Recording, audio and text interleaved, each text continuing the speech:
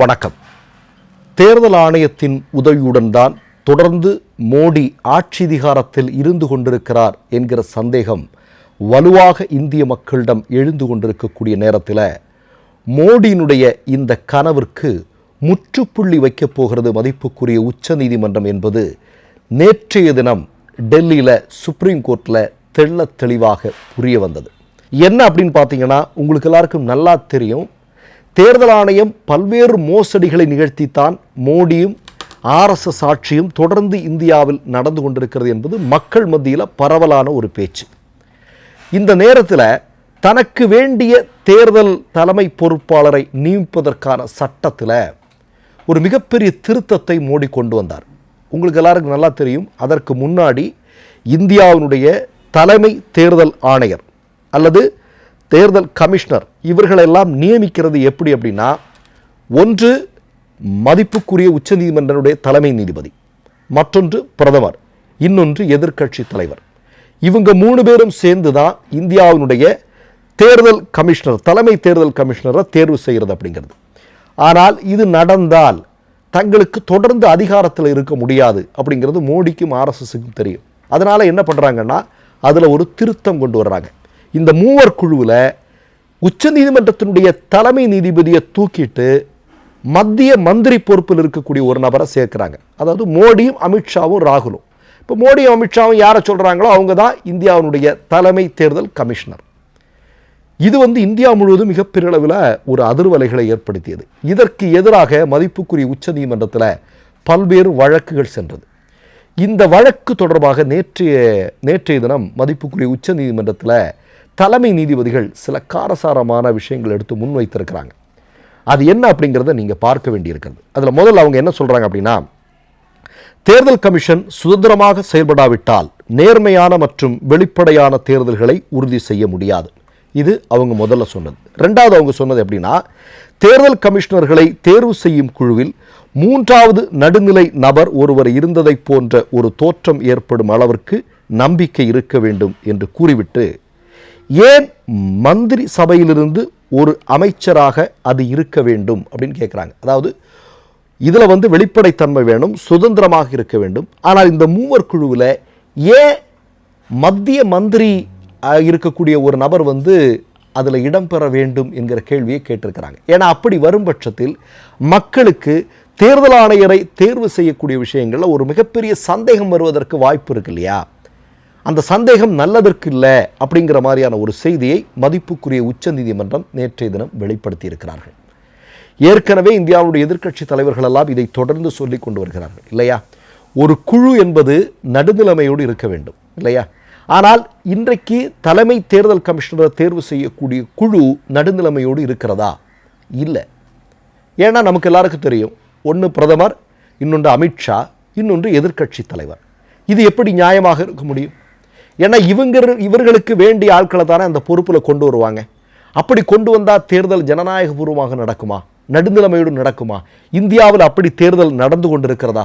எவ்வளோ பெரிய குற்றச்சாட்டுகள் தலைமை தேர்தல் ஆணையத்தின் மீது இன்றைக்கு இருக்கக்கூடிய ஆணையரின் மீது இருக்குது.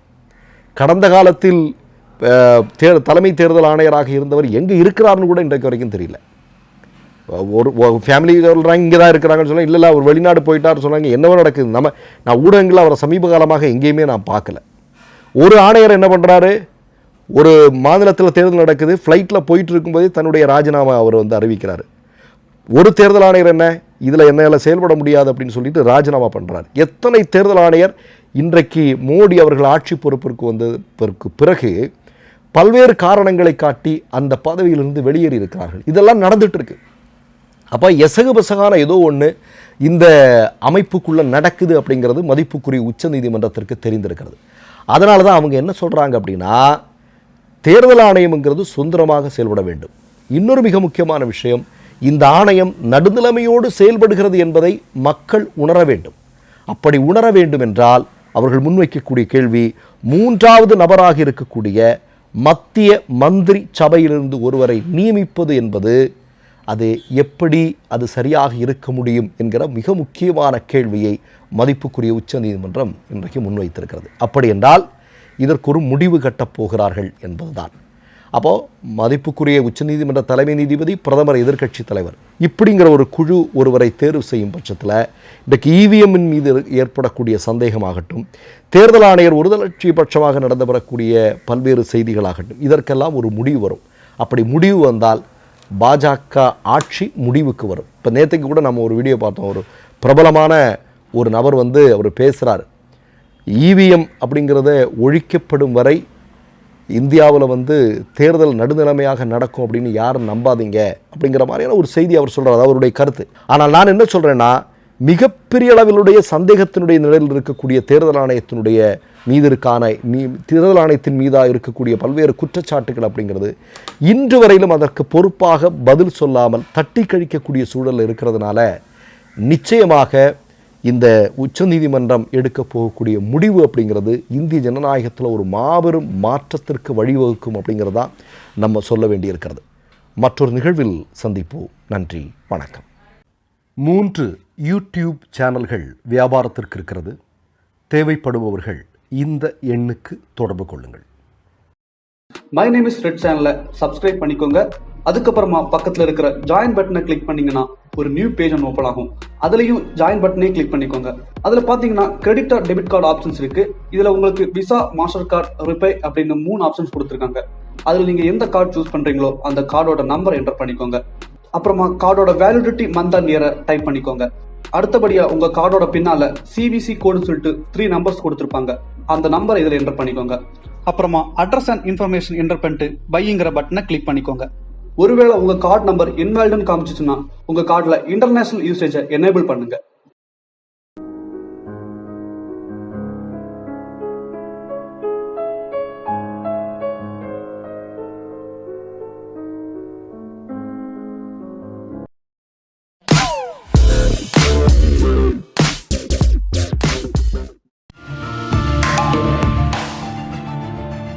கேள்விகளை நீ கேட்கிறாயா அல்லது நான் கேட்கிறேன்? நீ கேட்காத, நானே கேட்கிறேன். எனக்கு கேட்கலாம் தெரியும்.